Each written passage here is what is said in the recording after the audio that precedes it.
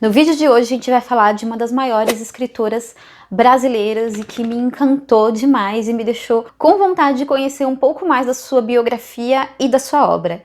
Eu tô falando de Carolina Maria de Jesus e a obra que a gente vai falar hoje é de Diário de Bitita.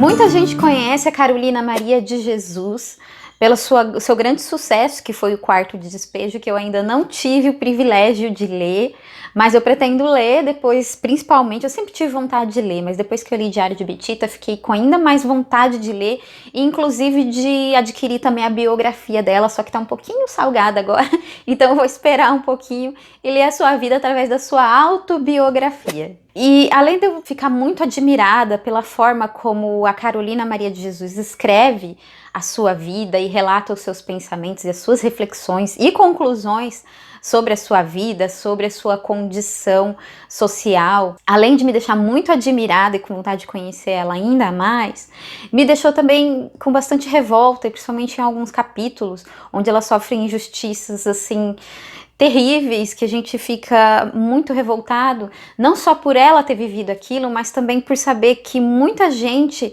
ainda passa por esse tipo de situação. Mas vamos falar um pouquinho sobre o Diário de Bitita em si, como que se deu a concepção deste livro, como que ela escreveu. Bom, como eu falei, a maioria das pessoas conhece a Carolina Maria de Jesus pelo seu grande sucesso, Quarto de Despejo, que fez com que ela saísse da favela do Canindé por causa do sucesso, inclusive internacional, deste livro. Ela saiu da favela e conseguiu a sua casa, tão sonhada casa de alvenaria. E por fim, né, depois disso, ela escreveu ainda uma outra obra que era A Casa de Alvenaria, Diário de uma Ex-Favelada, que não fez tanto sucesso quanto a sua primeira publicação. A Carolina Maria de Jesus, de um momento a outro do esquecimento, ela passa à fama, ao dinheiro, e num outro momento ela já não é mais aquela escritora aclamada, inclusive muito criticada e injustiçada mais uma vez na sua vida. A escrita dessa nova obra foi, na verdade, um ato de resistência e uma busca por compreensão de si mesma, e não só, foi uma busca também pela compreensão do público em geral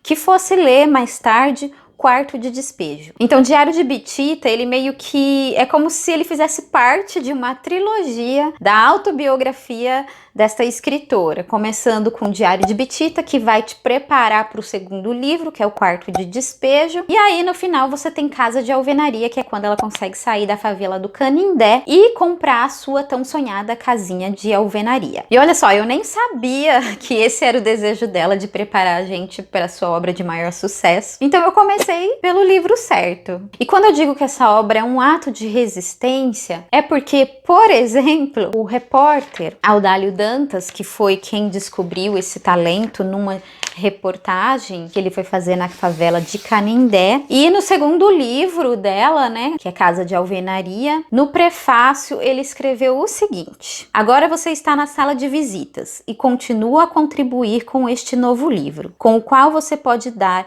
por encerrada sua missão. Guarde aquelas poesias, aqueles contos e aqueles romances que você escreveu.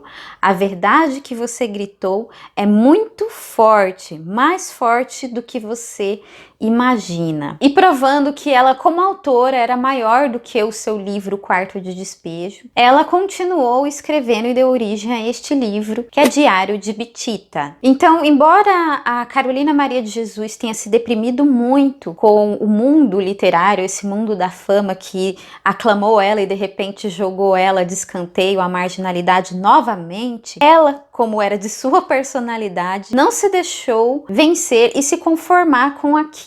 Continuou escrevendo e escreveu esse diário. E certa vez, em 1975, duas repórteres francesas foram até sua casa e ela entregou esses manuscritos. E em 1982, os escritos dela foram publicados primeiro na França, não aqui no Brasil. Somente 4 anos depois é que foi publicado aqui no Brasil. Brasil esses últimos escritos dela em 1986, pela editora Nova Fronteira. E embora esse livro se chame Diário de Bitita, na verdade ele não tem um formato de um diário com datas. Aqui nesse livro a gente tem um texto em prosa que é dividido em capítulos com temas muito específicos de acontecimentos da vida dela e de personagens muito importantes que passaram pela sua vida. Então ali ela começa a contar sobre a sua mãe, como era a relação dela com a mãe, a relação dela com o avô, que é uma pessoa que ela gosta muito, uma pessoa muito marcante na vida dela. Ela vai contar também como foi o seu processo de alfabetização. Ela estudou somente 2 anos e no começo ela não gostava muito de frequentar a escola, ela sofria muito bullying, que na época não existia nem esse termo, mas hoje a gente pode dizer que ela sofria bullying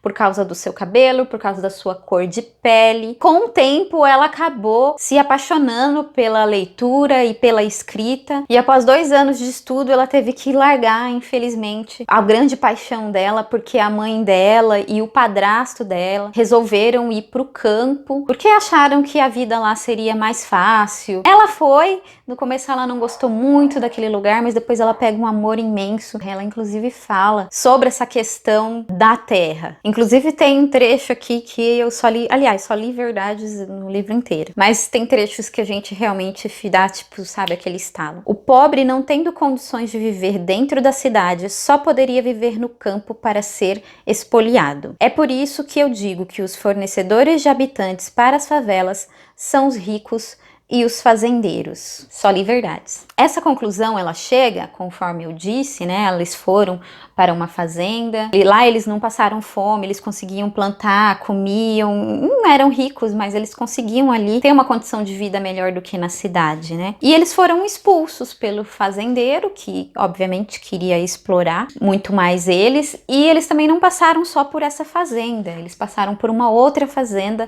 que explorava a mão de obra não só deles, como de outras pessoas, e é muito vergonhoso, gente, é muito revoltante ler essas coisas. Eu tava lendo o livro, eu vou mostrar pra vocês, peraí. Bom, e aí eu lembro desse livro aqui que eu li, que é o Massacre Eldorado dos Carajás, uma história de impunidade, que vai falar sobre o massacre que ocorreu por poderosos, acabou levando a vida de várias pessoas do movimento do Sem Terra. Essa tragédia continua impune até hoje. Pessoas poderosas, assim como as pessoas que Carolina Maria de Jesus conheceu na época em que ela e sua família foram exploradas, pessoas com as mesmas características é relatado aqui neste livro. E a gente está falando de uma história recente que continua acontecendo.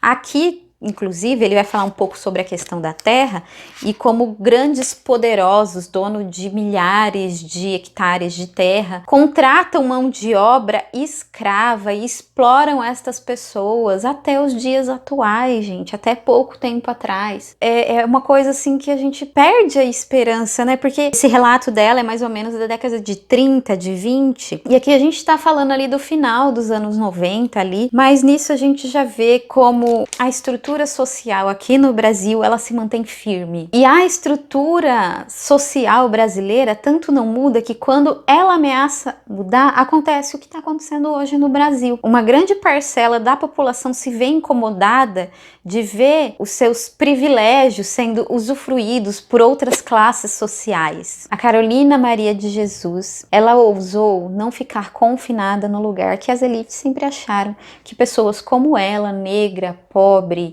favelada, ela se negou a ficar naquele lugar, e assim como ela também se negou ao silêncio após a publicação da sua obra Quarto de Despejo.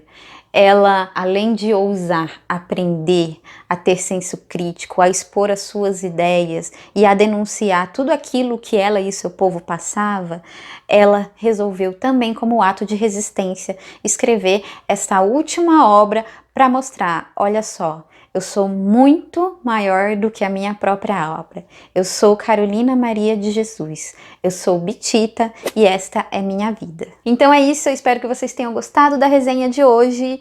Deixe o seu joinha, não esquece, para poder incentivar ativar o vídeo e o canal. E se inscreve se você ainda não é inscrito e se você gostou da minha forma de resenhar, né? Afinal, existem tantas booktubers de tantos talentos, né? E é isso, até semana que vem.